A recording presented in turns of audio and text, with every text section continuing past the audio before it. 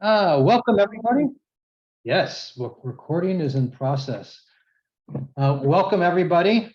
Let's see, Jeff, you think you can put that in slideshow mode? Yeah. And go to the very first slide because it give everybody a chance to take this little quick quiz. All right. Again, one of the as you know, we have a wonderful guest today, Alon from Israel. Well, of course, now he's from the Graduate School of Business in Palo Alto, and at Stanford at the moment, but he's a former member of the Knesset, and he's an environmental activist in Israel. So I just thought a couple of trivia questions for Israel while we're getting everybody warmed up. What percentage of Israel's drinking water comes from desalination, do you think? Put your answer in the chat. And what percentage from renewable sources? And then if you want to say a thing or two about what you're hoping to get out of today's session, that would be terrific as well. See what your answers are, and I won't tell you the answers yet, but while people are coming in, what do you think is the percentage from desalination? Okay, Alan thinks it's 25%. And by the way, by desalination, I say for drinking water. It says for drinking water. This isn't agriculture. 50%, Joanne says. Okay, another 50%. 65, Michelle says. Cindy Anderson says 50%. Yeah, Michelle said 65.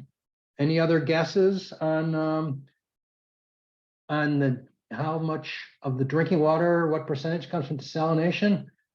50% again. Wendy Sinton says 75%. Oh, guess what? Oh, Eva says 80%. All right, I'll give you the first answer. It's 75% of Israel's drinking water comes from desalination. Isn't that amazing? Just imagine if California was like that. That'd be an awful lot of water. All right, second question. What percentage of Israel's power comes from renewable sources? What do you think is the answer on that? And of course, we always think of Israel as a leader in solar power and a leading research place for research for energy and so forth. Any guesses on renewable sources from Israel's power? Let's see, Rachel Tash, it's 50%. I don't know if that was for Rachel, was that for desalination rate? Anyway, Mel, 60%. Anybody else on Israel's source of renewable power? 50, 50, 70, 70, 20, 50 from Joanne. Alan says 25. All right, well, I'm going to disappoint all you folks. Only 7% of Israel's power is from renewable sources. And as you may know, Israel is now becoming a natural gas juggernaut with the new discoveries in the Mediterranean, where they'll actually become a net exporter of natural gas. And so this is an area where maybe Alon will talk to us a little bit more about renewable source in Israel. They've got lots of solar, but we get a huge amount of our renewable sources here from wind and hydro, and that's just not the case in Israel. So welcome everybody. Rabbi John is going to get us started with a blessing and a reflection. But first, I'm going to talk about today's agenda. Thank you, Jeff, for putting up the slide. Okay, we're going to have the blessing and reflection from Rabbi John. And then we'll have our guest speaker, Professor Alon. That should go for about 45 minutes. We're going to have Q&A. And by the way, as he's speaking, if you want to put any questions that come up in the chat, that would be terrific. Cindy Anderson is going to be moderating the Q&A, but feel free to start putting your questions in at that time. After Professor Alon finishes his presentation, we finish our Q&A. Mel Kronik is going to bring us up to date on some sustainability-related legislation that is currently up for consideration in California, and we're going to have a little exercise to be able to provide our input right now, and he'll provide a mechanism for that if you support the legislation he's going to describe. And so this is where we move from talk to action. After that, Chris is going to talk a little bit about a plan we have to do a sustainability fair in conjunction with Sukkot in the fall. And it's going to be really terrific. This is a community-wide event with synagogues from around the Bay Area, the South Bay Area. And then we'll have our closing reflection and so on. So welcome and thank you for joining us for the ride. And Rabbi John, I will turn it over to you. Okay. Jeff, will you just stop the share for 1 second and then we can maybe reshare that blessing at the end of when I'm done? Is that okay? Sure, Yeah, that's fine. You got me? Okay, thanks. All right. I just wanted to, as we're reflecting in this period between Passover and Israeli Independence Day, and thank you so much to the Dayenu team and our Israeli advocacy team for helping coordinate this program. I want to just reflect on a story from the Talmud that many of you know, but to read it again with new eyes and new ears, and just think about if you're approaching this differently when we think about the current state of the world and the current climate crisis, but also in terms of our responsibility. So you know this story, but like all good Jewish stories, we tell them again and again, and we mine it for new meaning each time.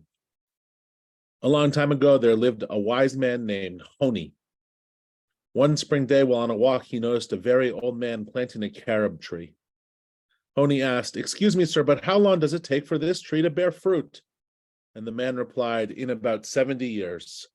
This tree will produce carobs good enough for eating." "Do you think that you will live 70 more years and be able to eat the carob fruit?" asked Honi. The man replied, "Oh no, but I remember enjoying carob fruits as a young boy from trees planted by those who wanted to leave a gift for younger people. Just as my parents and grandparents planted trees for me, so I plant trees for my children and grandchildren." Honi decided it was time to take a rest, and as he slept, a rock formation surrounded him, and he slept 70 years. When he awoke, Honi noticed a man picking carobs from a tree nearby and asked, "Did you plant this tree?" "No," answered the man. "My grandfather planted it 70 years ago." "I can't believe it," Honi said to himself. "I must have been sleeping for 70 years. I'm going to plant a carob tree also," said the man. "See, I have a sapling all ready to plant. Someday my children and grandchildren will be able to enjoy carobs just as I do." Honi remembered the words of the old man. "Just as my parents and grandparents planted trees for me, so do I plant trees for my children and grandchildren." Love that story. I love that teaching from the Babylonian Talmud, the story of the Jewish Rip Van Winkle. How wonderful that we can engage with that story again and again. Jeff, if you don't mind sharing the screen, we can offer the blessing together as a community as we enjoy our sacred work. Thanks, Jeff. Baruch atah Adonai, Eloheinu melech haolam, shenatan lanu hizdamnut, litaken et haolam. Amen. Amen. Thank you very much, Rabbi John. And for the introduction, I see Alon, you're here. Is Josh, you're going to be able to do the introduction of your buddy Alon? You'll need to take yourself off mute, of course, to do it. Yes. All right. Well, this is Josh Starlack, and he happens to know a little bit about Alon Tal. I sure do. And so he's going to introduce him. So, everyone, it's my pleasure to introduce leading Israeli environmentalist, educator, nonprofit entrepreneur, and recent member of Knesset, Professor Alon Tal. Dr. Tal is currently a visiting professor at Stanford School of Business, where he's teaching a course on combining innovative public policies with leading edge technologies to address climate change. So forgive me if I go a little bit long on the intro, but you'll see why at the end. Alon grew up in North Carolina, where he was active in the Young Judea Zionist youth movement. An early interest in the environment was spurred by hiking, camping, and canoeing through the diverse environs of the state. After graduating from the University of North Carolina, Alon made Aliyah, served in the Israeli army, and attended Hebrew University Law School. During this time, he played saxophone in the locally popular rock. Sorry, you'll understand why I'm laughing. Locally popular. It was very popular rock band Liquid Plumber. And immediately following law school, he obtained a PhD in public policy from Harvard. So we were both in this quote unquote locally popular rock band Liquid Plumber. Following Harvard, Alon returned to Israel and began a career as a serial nonprofit entrepreneur, founding numerous long-lasting organizations which have had far-reaching impacts. Two among many of them include one, Adam Teva Vadim, the Israel Union for Environmental Defense. He started in 1990, and that organization is now Israel's leading NGO focused on initiating legal actions to protect the environment. And two, the Arava Institute for Environmental Studies at Keturah, which he founded in 1996, which brings together Israelis, Palestinians, Jordanians, and international students, many from the US, for training in environmental sciences and public policy. Alon has won numerous awards, including the Charles Bomford Prize for Young Humanitarian Leadership in 2006, and he used this money, the money he won, which was significant, to establish the Tal Fund, which supports grassroots Israeli environmental activism. And second, Israel's Environment Ministry's Lifetime Achievement Award in honor of Israel's 60th anniversary. On top of his NGO work, Alon is a leading academic, having written hundreds of articles and 11 books on a wide range of topics ranging from water policy, climate change, energy efficiency, population sustainability. He is known for his engaging and spirited lectures, occasionally surprising students by bringing a car to class for a good old Southern hootenanny. And Alon is currently chair of the Department of Public Policy at Tel Aviv University. In 2021, Alon was elected to the Knesset. He chose to focus on three main topics: the environment, religious pluralism, and Israel-United States relations. Dr. Tal's significant efforts were recognized by Shakuf, an Israeli organization that promotes good government, where he was deemed one of the 5 most diligent members of the Knesset and the most successful at enacting bipartisan initiatives.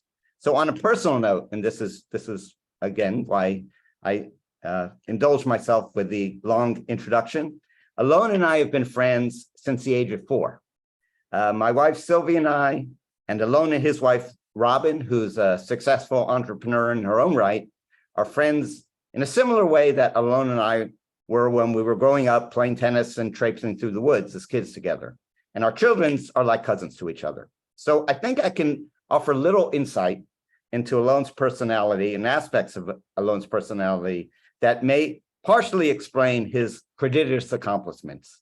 So more than anyone I know, Alon brings a joie de vivre and a level of energy and intellectual curiosity and adventurousness, as witnessed by our last minute presence here, to each minute of every day. And it really broadcasts to me the following message, which is, let's preserve this amazing and wondrous planet so that future generations can enjoy the same amazing and wondrous existence that we all have been blessed with. So with that, please welcome Alon Tal. Wow, I want to thank Josh. I think I should take him to all my talks. I wouldn't have to talk very much with those kind of lengthy introductions. Let me start with some thank yous. First of all, I want to thank Tim for inviting me to join me today. I'm sort of interloping here with some of the, I would say, pillars of the Beth Am community, but formerly, I guess, Haley Hirsch, now I think she has a different last name, and her husband, Chris, are hosting us in the mission somewhere.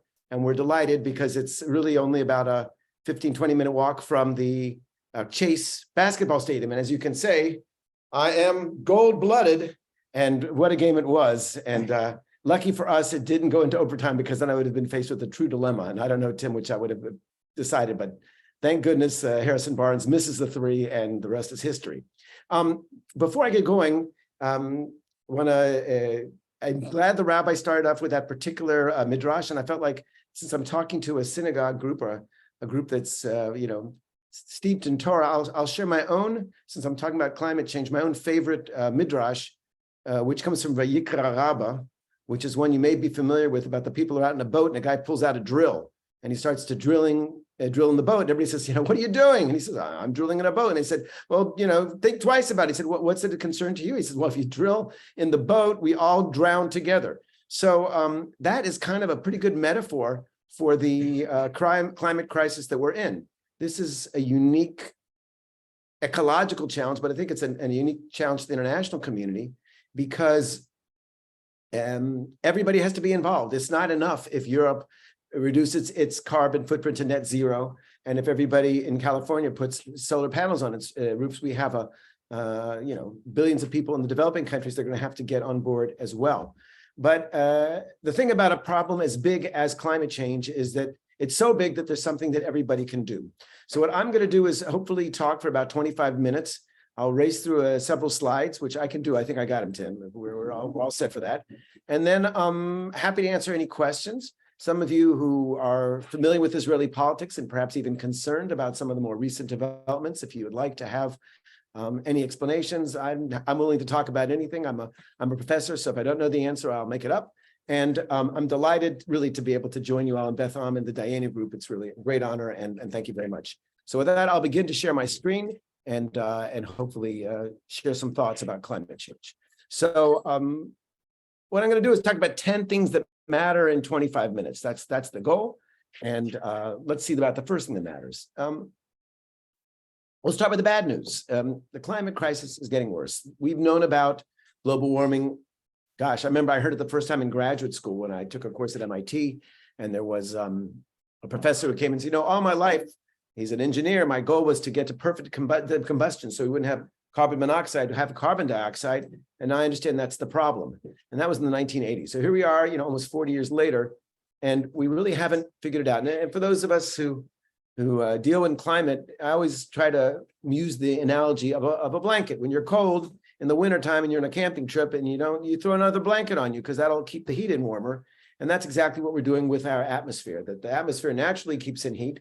But when you add more and more greenhouse gases, the blanket gets thicker and thicker, and the warmth stays in the earth all the time. And so we know that we've reached levels of carbon dioxide levels in the atmosphere, which really have been unprecedented in modern times, so much so that scientists tell us that it's the equivalent heat trapping of setting off 4 Hiroshima bombs every second. That's the amount of heat, which is, and we think of it on a global level, that we don't return to the atmosphere as we would have naturally from the sun. 2022 was not the warmest year on record. Usually can do that. It was only the 6th warmest year on record, but the trends are extremely clear. They don't leave a lot of room. With global warming being 1.1 degrees Celsius, and one of the things that's always important to remember is that the averages don't mean a lot, because for those of us who live in areas where sort of the extremes are, and the Middle East is one of those areas, we really can see that things are much, much worse.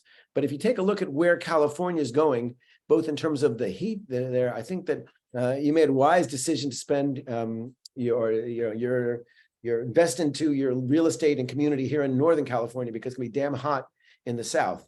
But you may not get off easy. I don't know how many of you are familiar with the story of Lytton, British Columbia. This is a community due north of Vancouver. I mean, this is a northern community. And in the summer before last, temperatures reached an unimaginable 49.6 degrees Celsius. I'm not really good at Fahrenheit anymore, but I think that's in excess of 120 degrees. And then the next day, I don't know, somebody lit a match or something happened. The whole town burned down completely, gone in one fell swoop. It was so hot and so dry. And that's in British Columbia, which is a little further north even than Palo Alto. Of course, when we think about climate change, we have to realize the ocean is changing. because the ocean is a major sink of carbon, and that what's happening is that the drop in the pH, which is an increase in acidity, really means that we don't have the same kind of calcium carbonate, which is so important for things like corals and the other kind of marine life, and that's losing. And of course, as we see this unprecedented melting of ice, sea levels rising. So communities like the Maldives are almost gone. I was visiting the Seychelles Island, but just before COVID, and already there, when it was high tide, you could see that there were communities that were going to be inundated. Here's one of the most astonishing things to remind us just how bad things are. They did a study of the cities that have once hosted the Winter Olympics. There's been 20 such towns. And they said, how many could do it today? Would there be enough snow and ice to host the games? And shockingly, only 9 could be reliably used as homes for that's how much the world has gotten warmer in our time. And of course, this has drastic implications for human health. One of the things that's starting to happen amongst football coaches, they're one of the most climate aware groups because their football players are dying. They used to, it's typical high school schedule. You start in July and you practice twice a day. You can't do that anymore in Alabama because people are going down. So that's the first thing sort of generally. And then since we're within a Jewish context, I just want to say that the Middle East matters. The Middle East is a particularly hot area. If any of you have ever visited the United Arab Emirates, and at least for now, until Netanyahu ruins it, we still have good relations with them. So the truth of the matter is, it is unimaginably hot there in October. And we're talking about 50 degrees, those temperatures of Lytton, British Columbia. Well, that's just a regular thing. And so much so that recently I co-edited a book, which is calling for the first time about climate change as a security issue, with a introduction by the Minister of Defense, Benny Gantz, surely to be the next Prime Minister of Israel, but we'll leave that for the questions and answers. But really, we're starting to see these things. So what happens is we see in certain cities around the Middle East that having an air conditioner is the difference between life and death. When it gets to be 125 degrees and you are in these towns and you're trapped up there, if you're an elderly couple who can't climb down the 10 steps and you don't have an air conditioner or that you have a blackout, you just cook. And that's what happened in Egypt when literally 80 people were in a building. It was over 50 degrees in there, and they all died. Jordan, Israel's neighbor, was the second most water scarce nation on earth. And then they took in 2 million Syrian refugees. After that happened, they became particularly water challenged, so much so that after so many years of drought, if you live in Amman, which is a wonderful capital, relatively moderate, nice place to hang out, but families only get water 8 hours a week. And you have to fill up your cisterns on the roof. And if you don't, God help the family that might want to do a little bit of laundry or take a shower. Now that, of course, creates opportunity for cooperation. Here you have, in the previous government, John Kerry really blessing an agreement on the far left. You can see Karine El-Arar, Israel's Minister of Energy, along with the United Arab Emirates Minister of Energy, and she's sort of writing the checks, and then the Jordanian Minister of Water. But this is an agreement where Israel agreed to send really copious quantities of clean water to Jordan in return for significant amounts of clean solar-generated electricity. For the first time, we're starting to think about the potential of our region and who has what. And since Jordan has about 3 times as much land as Israel, most of which is hyper-arid desert, this is a great opportunity. And so this is things that people who care about those issues, I just say shout out. There are 2 environmental organizations. I was involved in both of them extensively, and they both do tremendous work. One is more educational and research, and EcoPeace is more of a lobbying and I'd say more of a political organization, but they're the ones who really pushed through EcoPeace, that agreement. They did all the research, and for 10 years, tirelessly advocate until the Israeli government finally changed to something intelligent and reasonable and moderate and moved it forward. And we know they'll be back soon, that government. Anyway, in Israel, like I said, besides the region, climate matters a lot. Just to give you some sense of where the country's going. Since Tel Aviv, average temperatures have gone up 2 degrees, but there's something called a heat island in cities. So actually, average temperatures in Tel Aviv in August, for example, are 4 degrees Celsius more than they were back in 1970. And that's a lot at the margin, I think, especially when you compare it to the global averages. The Mediterranean Sea is rising at 6 to 10 millimeters a year, more than twice the world average. So Israel also is a hot spot. Used to talk about having these mega forest fires, something people in California understand something about. And about every 20, 30 years, there'd be one. But now we start seeing them with shocking regularity here where I live near Modi'in. We got shut down for a while there. And then Beit Keshet next year, my favorite, JNF Forest, beautiful flowers, totally decimated right outside of Nazareth. And then Jerusalem's term was in 2021. And that's all because it just starts raining a whole lot. We all know that we're supposed to start praying for rain on Sukkot, but sometimes Sukkot comes and the rain does not. All the climate models say that Israel's winter is going to shrink from about 6 to 4 months. And then heaven help the family that lives right next to the forest. It's going to be bad. But it's not just forest fires. Of course, we have the extreme rain events, just like the climate model said. We just have it a lot more frequently and sooner than we thought. So the city of Nahariya is flooded every single year. The Alon highway in the south of Tel Aviv is flooded every year, and was brought to national attention strongly 4 years ago when a couple was in a elevator, and southern Tel Aviv was flooded. They were unaware that the electricity ran out just the second they got in there, and they ended up drowning inside the elevator as they were broadcasting live. It was a macabre and horrible indication that things are changing quickly. For those of you who are interested in looking at sort of the rainfall looks, you can see the trends. And that means that places like the Kinneret, our one freshwater lake, are becoming much more saline. Okay, so that's the third point. The fourth point I want to say is that climate does not matter enough to Israel's government. It didn't matter enough to the previous government of which I was a part, although we did at least do a lot of more lip service. We committed ourselves to net zero by 2050, and we tried to push a fairly feeble climate bill. I was chair, incidentally, of the first Knesset committee that was focusing on climate when we had hearings frequently. But what I'm showing you on this particular slide is the commitments that took place in Paris in 2015 when all the countries of the world said we're going to have to do something so we don't go beyond a 1.5 degree temperature increase. And they did amazing things. And then Israel came along and they said, oh, well, we're going to reduce our temperature, but it's only going to be, we're going to reduce our emissions, but it's only be on a per capita basis, which means that it's going to go up. And in fact, it depends what your baseline year is, but as the whole developed world, all the OECD countries are cutting back. Israel on absolute terms is increasing. And that's because our population is growing at an extremely rapid rate, 2% a year. It's nothing like it. And we could talk a great deal about that.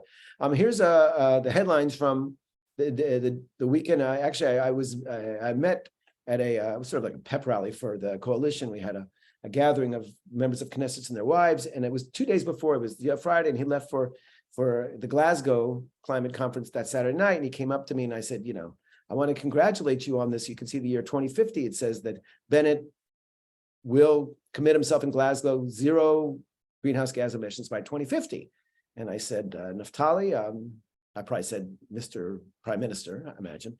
I said, Kol hakavod, that was really not expected. And I just couldn't be more delighted. And he said, and he switched to English because, he's from Berkeley, really, his family. And he says, Alon, we had to do it sooner or later. So this does matter. Here's a picture of him with our Minister of Environment in the previous government. And here is him, chewing the fat with Boris Johnson and President Biden at Glasgow. But I cannot emphasize how important these international events are to create the kind of peer pressure to move the needle. And it mattered a great deal in this. But you can still see that the level of commitment that we are thinking of doing in terms of our reductions are far, far below where the world's at. And especially now that this was made before President Biden made his own commitment, which is up there around 45 to 50% by 2030, and 80% renewables, Israel has a long way to go. We are committed to 30% renewables. Here's a picture of Yisrael Katz, not my favorite politician. He's the Minister of Energy now, and he has no intention of increasing it, even as the whole world realizes that solar energy and wind energy are the cheapest and the cleanest form of energies. And so Israel's very, very, how should I put it, robust and vociferous civil society is demanding more. And one of the things you can think about as a community is maybe strengthening these organizations and adding your voice because your matters much. The fifth point I wanted to talk about today was a strategic decision, which we all have to make. There's two sides to the climate policy portfolio. Either you can talk about adaptation, the planet's getting warmer. What are we going to do to live better? How are we going to put more trees and shading?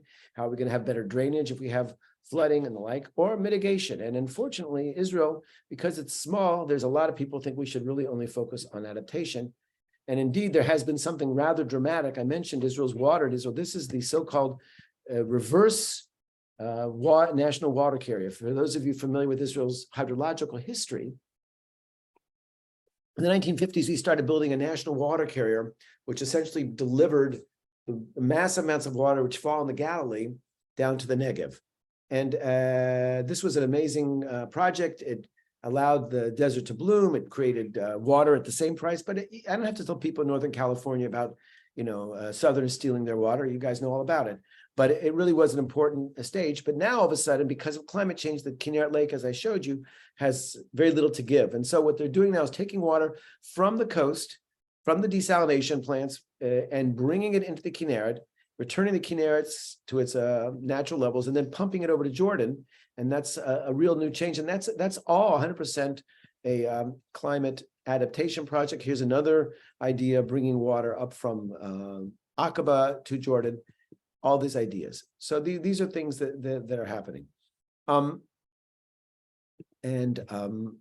Let's talk a little bit about the Jewish community in the United States, maybe something more. I think that it's fantastic that the Jews in the United States have decided they're going to step up to the plate and be part of this global movement to do something to stabilize the climate. I'm reminded that in the 1960s, there was a disproportionately large representation of Jewish leaders in the civil rights movement. And I know you're a Reform congregation, but surely you share my admiration for Rabbi Joshua Heschel, sitting here with Martin Luther King crossing the famous bridge in Selma, and all the Jewish leaders who are really so much involved. And I wonder why it is that Jewish leaders today in the organized Jewish community don't see the climate movement as something they are. Certainly, if you look at environmental groups around America, Jews are disproportionately represented. It's very true in academia. People like Fred Krupp, the head of NRDC, and there's a lot of Adam Warbeck was an inspirational leader at the Sierra Club, and I think it's time we can do. And there are a couple of different ways to go. And what's nice so far that the two major climate initiatives that exist are working together nicely, because we have a tendency amongst Jews, 2 Jews, 3 synagogues, 4 environmental groups. That's what we say in Israel. And there's really much that could be done together. Chazon, for those unfamiliar with it, it's now just changed its name to Adama because it merged. But this is an important organization which has started to help communities. And if you wanted somebody to give you technical assistance and support, their main guy who's doing it is a guy named Adam Berman. He started something called Urban Adama in Berkeley. I would think he's one of the most brightest and inspirational American Jewish environmental leaders that I've ever met. And he is their guy. So next time you look for somebody to speak to Dayenu, and maybe I think he'd be a wonderful guest, but he probably would rather have a clinic about how to install heat pumps or something like that. But there are a lot of synagogues that are stepping up to the plate, even Chabad. And I'm loath to say something nice about Chabad, but here I'm going to do it. Here they are setting up charging stations there, and I'm sure the Beth Am is going to create a tremendous, so people want to stay at shul longer on Saturday. Now, they should walk to shul and bicycle to shul, but if they're going to bring their electric vehicles in charge, maybe we'll let them off the hook. I'll say something nice about where I go to services on Saturday morning when I'm in Palo Alto at Kolamet. They have a new environmental initiative called the Alon. And my point here is that every community should really try to figure out what they want to do. So Alon decided they're going for the issue of food waste. For those of you who don't know, about 40% of the food that is produced is eventually thrown out. And that's just such a waste in terms of the water footprint and the carbon footprint and the methane that is associated with the disposal. And there's so much more that could be done. And they're trying to do this on a broad community level. I'm sure that that when Dayenu decides exactly what they're going to do, they're going to do something even more dramatic and more exciting. And that's a very healthy competition, I would think, between the Jewish communities. I do think that heat pumps is a big one. People are starting to put them in their houses, and maybe you guys should be the heat pump people if they're doing that. But that's something for you all to decide as time goes on. But there are wonderful things going on. And I wanted to say something about the Jewish youth movement. I think I have another slide about that. But here the question is, where are you guys going to do in Beth Am? And I'm certainly delighted to continue this conversation afterwards, because I think that, like I said, this is a big problem, but everybody has to do their part.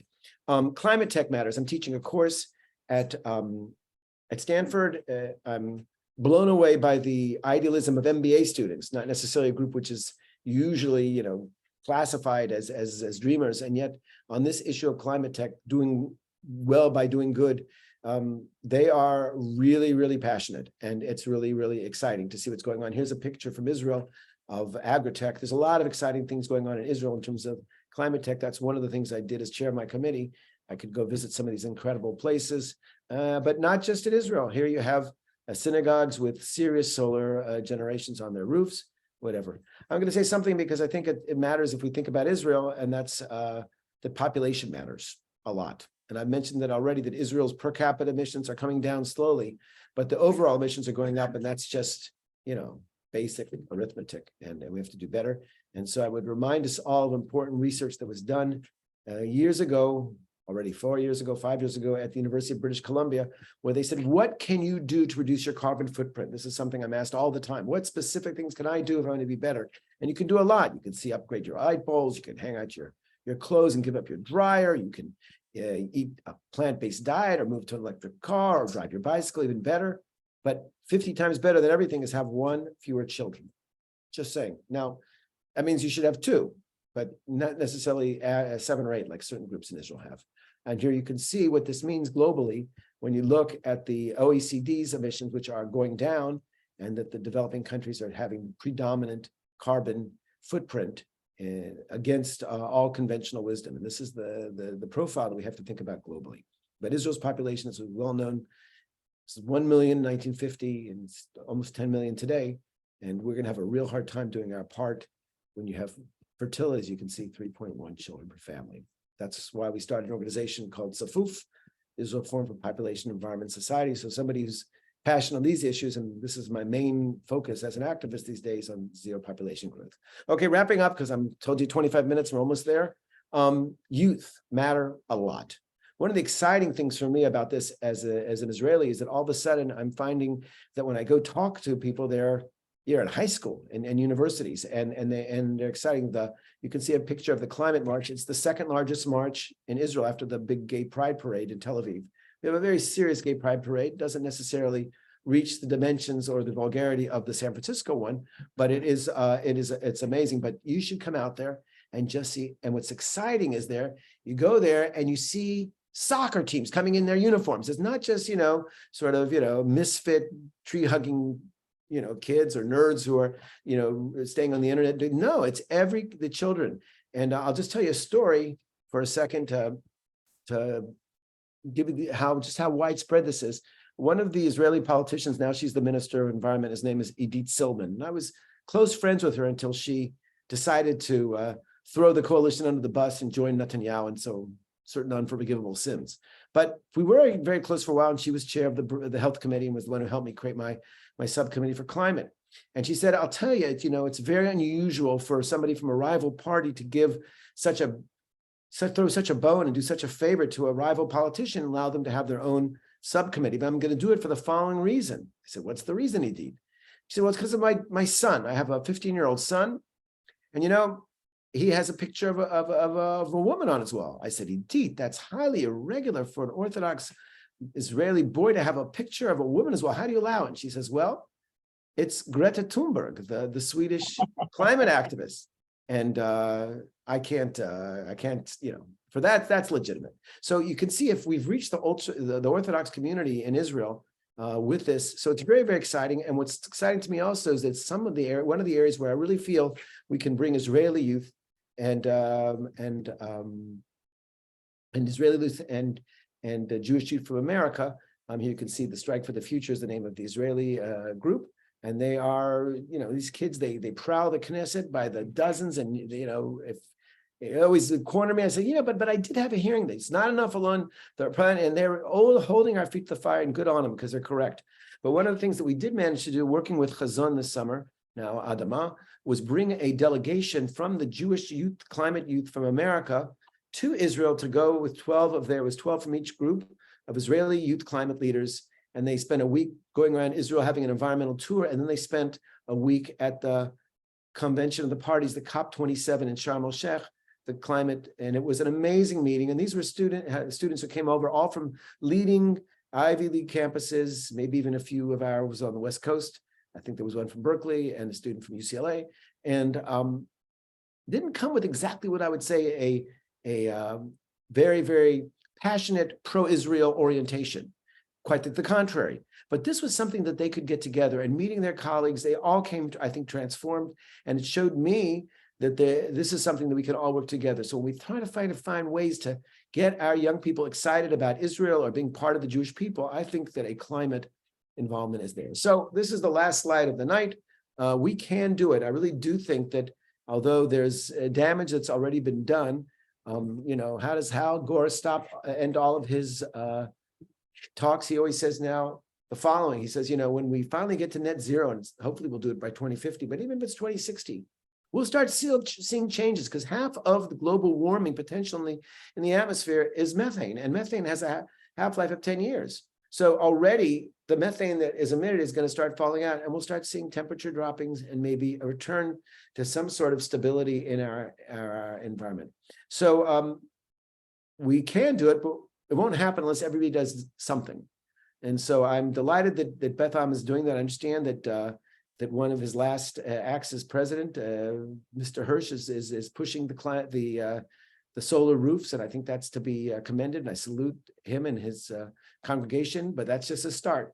And so I think you need to now think about what your contribution is going to be, and we're all excited to hear what that will end up being. So I think that's a place to stop my initial comments, and hopefully I've been sufficiently provocative to elicit a conversation and have any questions you might want. Back to you, Tim.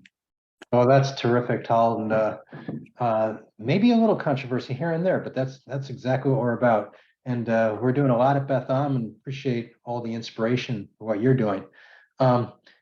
Cindy Anderson is going to lead the Q&A portion. And first, again, I encourage anyone who has questions about anything Israel, or for that matter, anything climate, for Alon, to put their questions in the chat, and Cindy will be monitoring those. And meanwhile, maybe she's got some kickoff questions, and you don't have to immediately start about the judicial reform, Cindy, but well, I see there's 38 participants, and that's pretty remarkable. I'll be out at the pub celebrating the Warriors' victory. So we'll wrap this up within half an hour so that I can do that at least. So don't worry about being a captive audience for too long. Great. So hi, everybody. If you do want to ask some questions, if you want to type them into the chat, I'm looking at it. But maybe, Professor, if you could start, maybe we are extremely concerned about the news we're hearing from Israel. And frankly, are don't even know how to put into words how surprised and shocked we are. Can you talk about that a little bit in general, and then maybe specifically how it impacts in the environmental movement? It's funny, just yesterday was Shabbat, but it was also Earth Day for those who didn't know. So I wrote an op-ed just on that at Ynet, the Hebrew news thing. So I'll wrap up with what I said in there. But in terms of the judicial review, I mean, the reform, I think that what we've seen is that the Israeli political system is vulnerable to being hijacked by very, very extreme elements. And this was a perfect storm to that end. So that's the bad news. The good news, and I'd rather focus on the good news, is that the Israeli public was up to the challenge. And I would specifically throw out a shout out to the younger generation, my daughter's generation. Zoe is out, on the streets of Jerusalem making bonfires when she needs to. And I think it's been a transformational experience in the way I imagine that generation that was at Berkeley in the late 1960s or something and stopped the Vietnam War had an experience. And the fact that all ages of people, but really it was the young people and people from the army who came out and said they doubled down on the country. And what's so encouraging to me is the polls, because what you see now has been after, I would say, really paralysis and a frozen political map for the last 5 years. It led to election after election and very narrow coalitions, whatever. All of a sudden there has been a shift, and the Likud has gone down from 35 to 25 seats. Some places say 23 seats. A lot of people said, no, we did not sign up for this kind of extremism. So that is a really very, very important thing, and it's particularly satisfying because my party, the Blue and White Party, now we call ourselves the National Unity Party, we got all the votes. So that means that unfortunately I might not be back at Stanford next year, but hopefully we'll be back in the Knesset, and I can assure you that the people that are on the list are terrific and will be better than those people that will the bums that will be throwing out. But the other thing I would say would be encouraging is that many of you are familiar with a certain metaphor about frogs and boiling water. We use it a lot in the environment, that there's frogs don't have this internal thermostat which allows them to detect small incremental changes in temperature. So if you throw a frog in a lukewarm pot of water and then heat it up very gradually, it will cook itself to death because it doesn't know to hop out. But the same frog, if you throw it in and it's boiling already, it'll hop out because that it can sense the difference.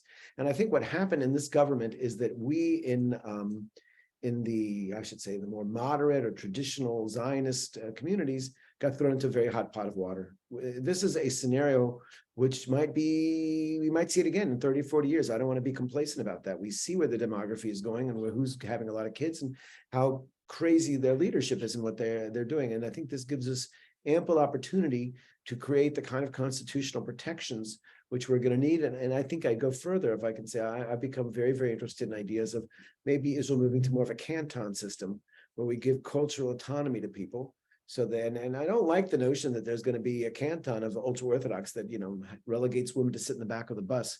But if I want to preserve the kind of life in the rest of Israel and the kind of Israel which my children want to stay in, a liberal and a enlightened and a culturally creative place, I think this may be something that's going to be more and more in the public discussion.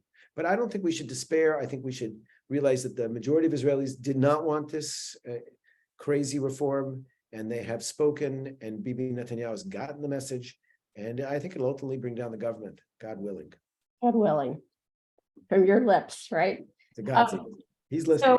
So we had a Israeli writer speak to us a couple weeks ago, and he mentioned that he and his wife have one son, and meanwhile his sister Mea Sharim has had 11 children and now is grandmother to over 50 grandchildren. How's this going to work? Well, welcome to my world. I've been thinking about this for quite a while. Let's remember a couple things. That there is nothing inherent about ultra-Orthodox Judaism that says you have to have such large families. In the 1950s and 60s, the average Haredi ultra-Orthodox family in Israel was 2.6, 2.7 kids, just like their secular cousins. It's a result of public policies, which I would define as what we call perverse incentives. Perverse incentives would pay people to do something which isn't necessarily good for the public, like you subsidize water, okay? So people overuse water, that kind of thing. So this is they overbreed because they're being subsidized. So one of the things I tried very hard to do when I was in the Knesset, because and I had a good partner in the Minister of Finance, Victor Lieberman, with whom I met and his people, and there was an understanding that the present situation is just not sustainable. I try very hard not to frame it as an ultra-Orthodox issue. It's in ecological terms. We cannot continue to grow and at this rate and expect for us to preserve any of the biodiversity and have any progress in climate change or other environmental challenges. So how is it going to work? Well, it's not working. The good news is that the ultra-Orthodox birth rate is starting to drop. If nothing else, because the housing is so expensive, and that the business plan, which we'd say, you know, the economic model, which has allowed the ultra-Orthodox community to expand so much, assumes that housing is cheap, and it's not cheap when land is expensive and whatever. So already we see a lot of younger Haredi families that are having fewer families. Now it's still 4 or 5, but it's better than 7, and it's a start. But we see dramatic changes in the Arab community. Remember, in 1965, the average Arab family in Israel had 8.5 children, the highest in the world. And now Jewish women have, on average, more children than Muslim women. Not just Christian have 1.8 kids. They're like Europeans. Druze used to be 6.5. Now they're 2.1. So we have seen some dramatic transitions, and we have to create incentives to delay marriage and to make contraception accessible and to talk about it. And so if this is an issue which you feel about, I'm very happy to go in length. This is what I do all the time. I drive around Israel with a PowerPoint presentation and talk about it. I talked about it when I was in the Knesset. We almost had a special day on overpopulation, but the Knesset fell beforehand. So I'm very glad you raised that, Cindy. Thanks so much. Great, thank you. I'm going to ask one last question, and that is if you could talk about some specific examples of climate tech advances going on in Israel. we've heard a lot about the desalinization, for example, but my understanding is it takes a lot of power to do all that desalinization. Until we decarbonize the electrical system, decarbonate the carbon footprint is enormous.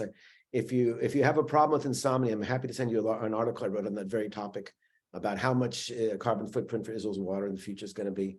But it's a lot. I can save you and give you the cliff notes. So let's talk about something happy and encouraging, which is climate tech. Israel has a few areas where they've already shown tremendous leadership. One of them is in food tech. Okay, so Remilk, and I say this because I'm delighted because my students at Stanford are doing business cases and working with Israeli companies. It's just fantastic. But Remilk is an amazing company which basically figured out how to make cultured milk. It's not, soy. It's not oats. It's milk made from the proteins of the cows. And I've had their cream cheese, and it is as good as Philadelphia's. And that's a company which is growing rapidly. And I think in 10 years we're going to have a problem, a disruption problem of no dairy farmers. But that's a company I'm very encouraged about. SolarEdge, best kept secret of Israel. Everybody hear about SolarEdge? Probably not. SolarEdge is a company worth $16 billion, more than any other company. About 5 years ago, it was worth $1 billion. Made biggest producers of inverters, which take the DC electricity and turn it to AC. And I get that right, Josh? Yeah. All right. And do it very, very efficiently. They have a factory with 2,000 workers in China. They bought the biggest battery factory in all of South Korea, and it's an Israeli company. A bunch of guys from Herzliya, 4 guys who were in Israeli intelligence. So that's another company which I think is really very, very exciting. I mentioned the issue of agri-technology, where I showed you a slide. This notion that we can start putting panels inside of agri-solar. We inside of agricultural field, you create another income stream for the farmers. Sometimes you can actually grow crops better in the shade. And that's another area for a country like Israel, which has so little open spaces. So there's some very exciting things there. The trouble is, when I was chair of this committee, I began to recognize that the Israeli bureaucracy is suffocating many of these incredible initiatives.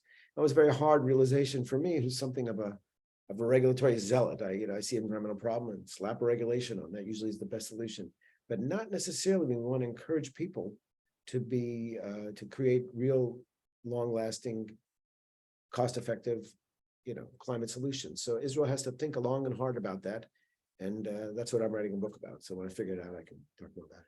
Well, very good. Thank you so much. And we really appreciate your time today. Thank you. Yeah, thank you. Just briefly, I noticed a question, why is it that Israel doesn't have more solar power going, or is it just the land, or why is there not as much renewable power as we would have expected in Israel? Because we have a government that has been very, very, how to put it, anemic in its commitment on this area. When you look at what Germany did, okay, in 2001, 2, 3, with its feed-in tariff, and literally the people in Germany were paying electricity bills 3 times more than people of California, but they provided real incentives and changed the calculus and really the so-called rights curve. People went down the learning curve and made this so much less expensive. And so Israel now has no excuse not to really allow people to encourage it. We had a hearing on this climate law in my committee, and I was, fit to be tied. I said, they're calling for, 27% reduction in emissions, only 30% solar. That's embarrassing. Germany has 45% solar. They're talking about, America's going to have 80% solar in 2030. We're talking about 30%. We have a little bit more sun in these countries. And you could just see the so-called, I hate to use the expression, but that's the only word I got, the deep state there in the finance ministry saying, well, it's not really that cost effective. Israel has a lot of natural gas. Let's remember, we have delusions of being a Norway and having a massive fund for the future. And whatever, Israel likes to feel like there could be a global player in the natural gas market. And indeed we were helping out after the Ukrainian, energy debacle. But in the long term, most of that gas, I believe, has to stay where it is in the Mediterranean because the planet can't have it. That's not a popular position to take in Israel, to put it lightly, because people had all kinds of ideas of, getting wealthy. Golda Meir used to have the joke, Jews, we're not so smart. We wanted 40 years to go to the only place in the Middle East that doesn't have oil. That's not true. We have, tremendous reserves in the Mediterranean of natural gas.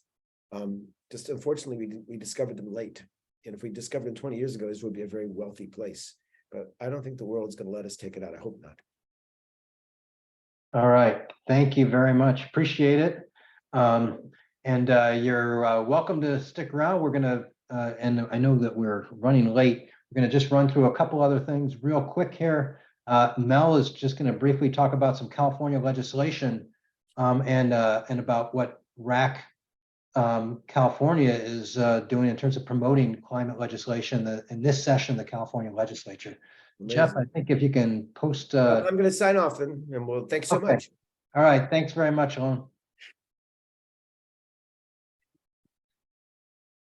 Nice job.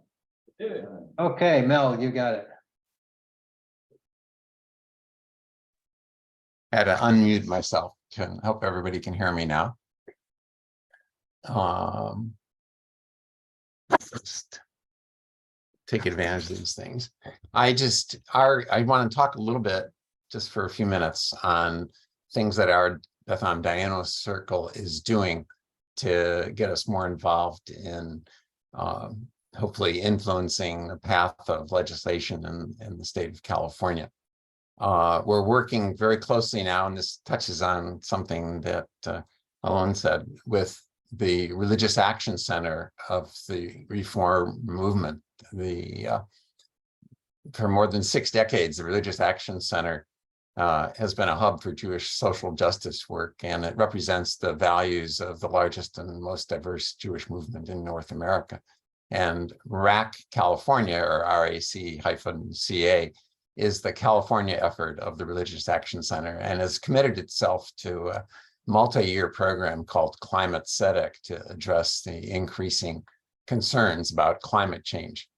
And what we want to do today is just to provide a tangible example of how people can get involved. And it's something that we can do in the next few minutes. Our affiliation with the RAC California allows us to take advantage of a great relationship that the RAC California built with a group in Santa Rosa called the Climate Center. And we can initiate an immediate action on a bill that's talked about in the slide here, the second paragraph, SB 233, a bill introduced by Nancy Skinner, who's a state senator from the East Bay. And it would require bidirectional EV batteries by 2027, so that cars can be both a consumer of energy and also a source of stored energy for backups, and thus reduce the need for standby peak power generation from dirty carbon sources. So what I'd like everybody to do, and it's a really quick exercise, is go to a website. I'm going to ask Steve Lazarus to put in the chat, and you'll see a link there, and click on it, and it'll take you to a page on the Climate Center website where you can sign up to support this SB 233. It's really simple. When you go to that page, there's a big yellow form at the bottom of the page, and just put in your name and address, and the Climate Center, and hit send, and the Climate Center will then take care of contacting your representative and saying that you support SB 233. I really encourage everybody to do it. It's an easy thing to do, and it's something we can do today in the next minute or two.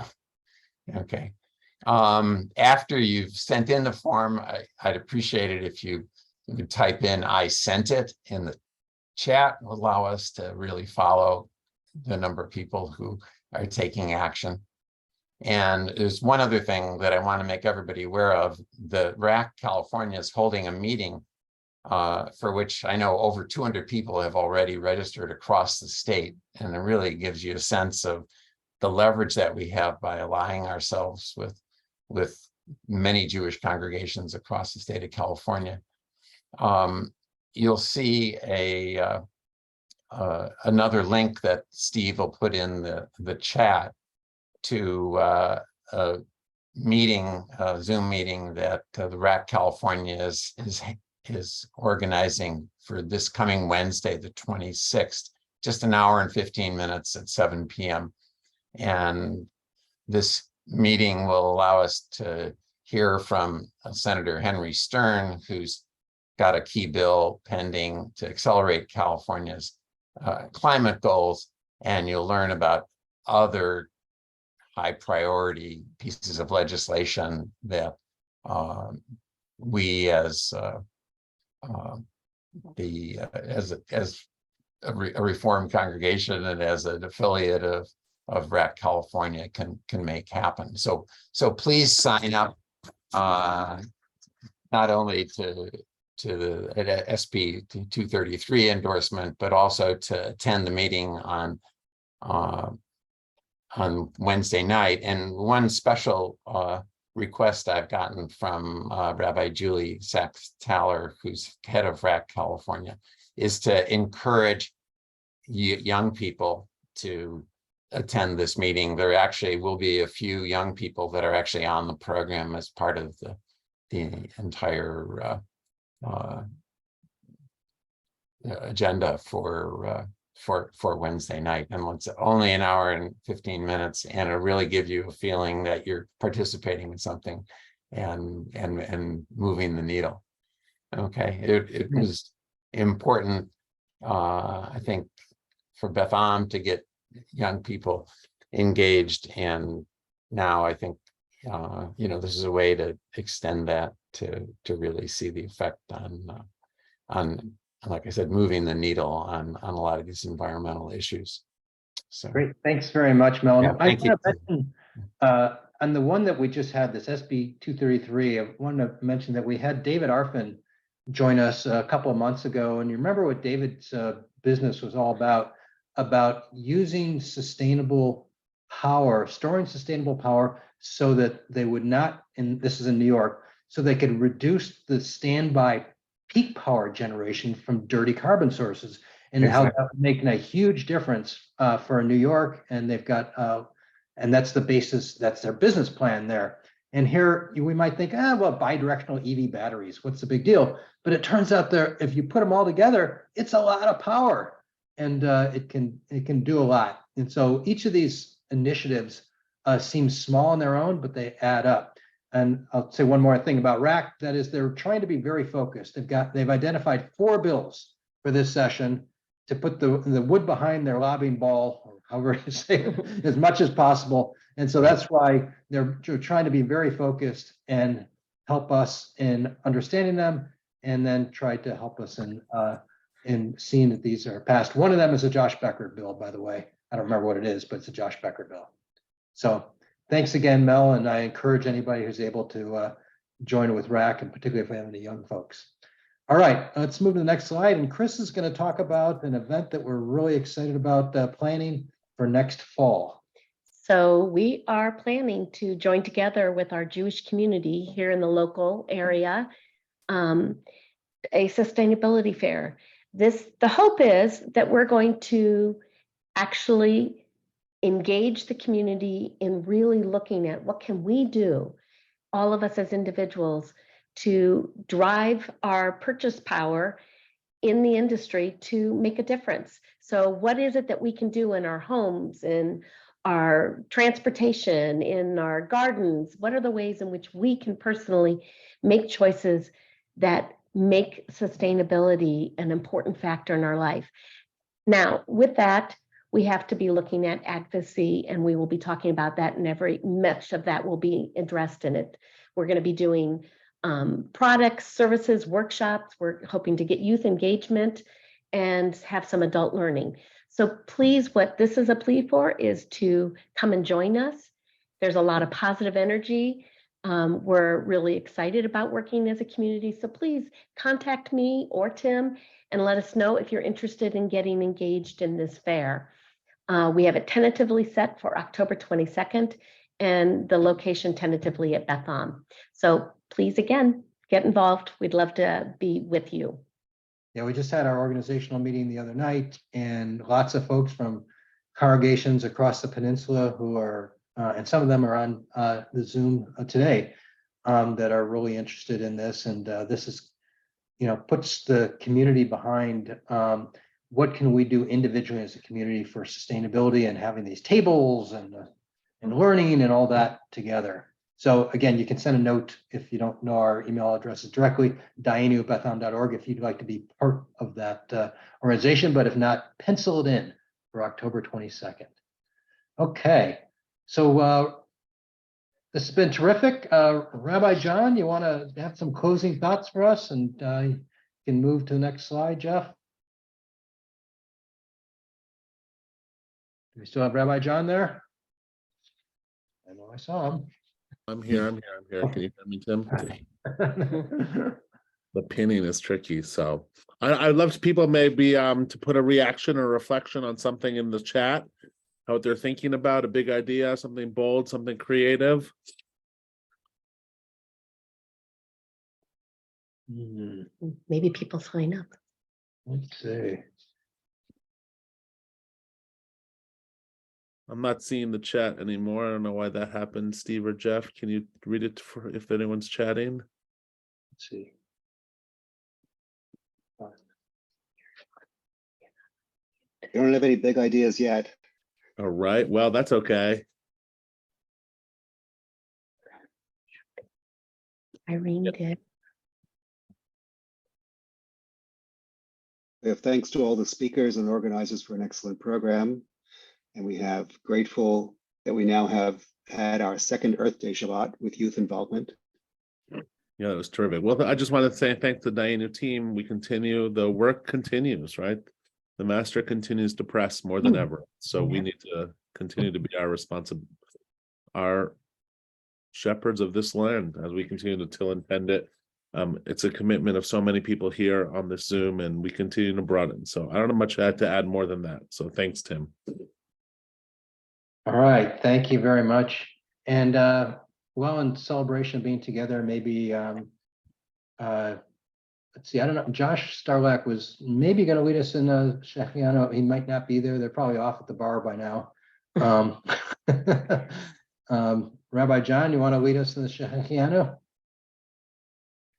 Absolutely. Join with me. Other people might have better voices. I've got a head cold that's not helping my voice either, but Baruch atah Adonai Eloheinu melech haolam shehechianu v'kiyamanu v'hiyanu lazman hazeh. Praise be you, Holy One of Being, who has given us the opportunity to reach this sacred moment. Amen.